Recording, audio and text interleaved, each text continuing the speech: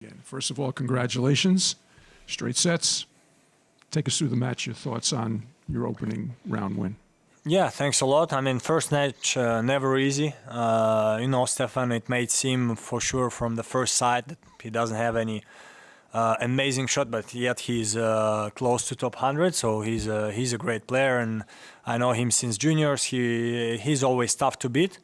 So I'm happy that I managed to find the right rhythm today. I feel like I was serving not bad. My shots were not so bad. A few unforced errors here and there, but especially the third set was the best set from me.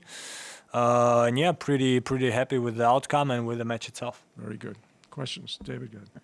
David Kane from tennis.com. I'm curious what you made of the conditions out there today, because it seems like the courts are playing pretty quick, especially on the outer courts. I'm curious what you thought of it on Ash.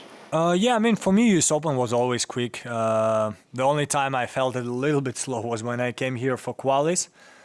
But I didn't have yet the opportunity to play on the biggest stages in the world, so every court I was playing was pretty fast because many challenger futures are played on fast surfaces.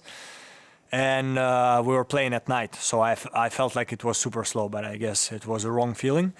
Yeah, so the courts feel pretty fast. It was pretty hot today and humid, so I see the other guys coming from a 5-setters in the locker room, pretty red faces, but that's also fun in a way sometimes, to get through these conditions. Even today, the match was maybe not that intensive and long, but yeah, I sweated a lot and it was not easy. Interview about what had happened in Australia and what you could do perhaps to change the fan perception of you. And when Stefan got the lucky net cord and hit you with a volley, you made a point of shaking his hand. Did that kind of play into sort of, because the crowd really appreciated that moment? Yeah, the thing about hitting he didn't hit me, but went at me. It depends, in my opinion, the energy with which you do it, because I remember, for example, one point was Paris-Bercy. I also do it sometimes because few times when you go for the drop shot, especially against top opponents, first of all, usually they're going to choose one side where they're going to go. So if you go middle, you're actually not going to go on them. And I played Sasha's Zverev, the one I won 6-2, 6-2, and it was beginning of second set. And I didn't go for him, but I went into the middle quite strong. He managed to win the point and he was not happy. And I was like, sorry, and I did congrats for winning the point. At least you won the point. So, and it's a other story if somebody hits you and turns his head away and continues to walk with the head up. Yeah, it's a little bit disrespectful and disgusting, I would say. Yes, Stefan, it was kind of a point where he touched the lead, so I made a little bit tricky shot. And I watched it even on the replay. I don't think he was going, to hit me. And straight away he was like, sorry, man. So yeah, that's fine. It is what it is. If he would do it and turn his head away, I would not be happy. Willie? Willie Weinbaum from ESPN. Congrats, Daniil. Thanks. What's your approach to the mental side of being the defending champion, and to what degree do you want to carry over memories from last year, and to what degree do you want to forget about them? Yeah, definitely don't want to forget about them. I mean, a little bit extra pressure, but mostly, I don't feel it, to be honest. For sure, I want to play good, and probably the only pressure is that I know if I'm not going to play good here for whatever reason, that people might say, yeah, defending champion, lost, whatever. But, well, I'm not really sensible to this. I know what I have to do.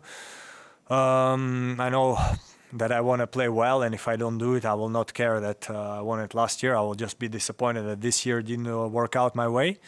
And for sure, it gives me a lot of confidence because I always played good here. I remember last year were some crazy matches. To be honest, all of them were really high level from me. And that's what I want to continue doing this year. I always loved playing in US Open, so I want to continue playing this year. Okay. Bill, go ahead. Hi, Daniil. Good to see you again. Bill Simons, Inside Tennis.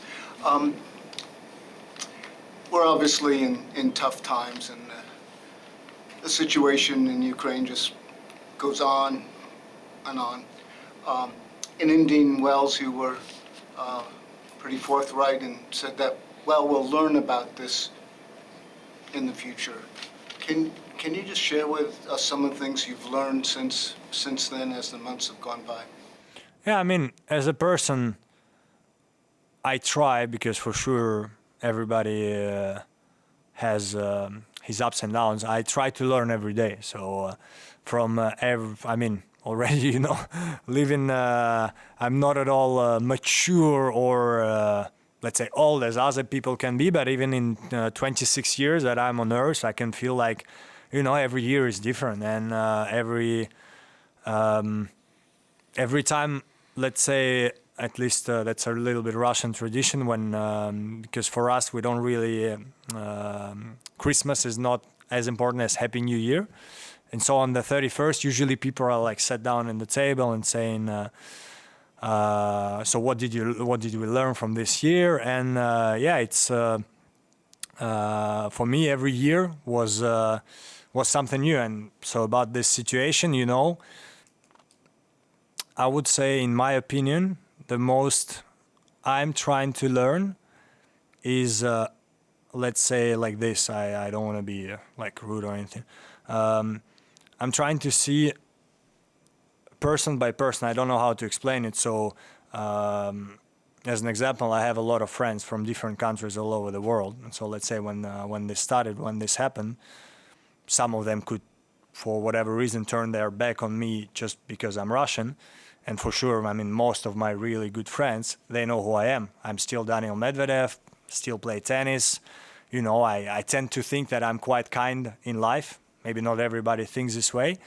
And they know it. And the situation in Ukraine didn't change this. And same, you know, about some Ukrainians. There are a lot of good Ukrainians. There are some bad Ukrainians. There are a lot of good Russians. There are some bad Russians. And so me, I tried to learn for myself that it's really important, in my opinion, to see person by person. I don't know how to explain it better. Okay. Last question. Billie. Daniil, another situation involves the basketball player Brittany Griner, who's in your country. What familiarity do you have with her basketball career, and what are your thoughts about the situation?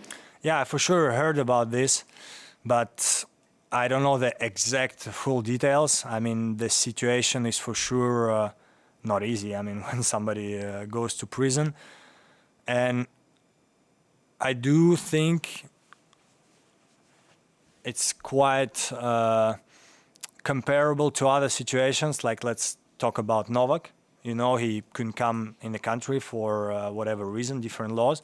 And we can say, does this law make sense? Because Americans can come back without the vaccine, and Novak cannot come here, and he doesn't want to live in USA. He wants just to play the tennis tournament and come back home to Serbia.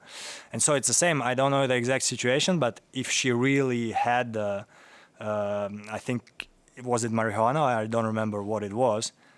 Then, I don't know, a law is a law. So, and if it was not true that she didn't have it, and I don't know, they tossed it, then it's not good. But I don't know what it was and how it happened. So I have nothing more to say, you know.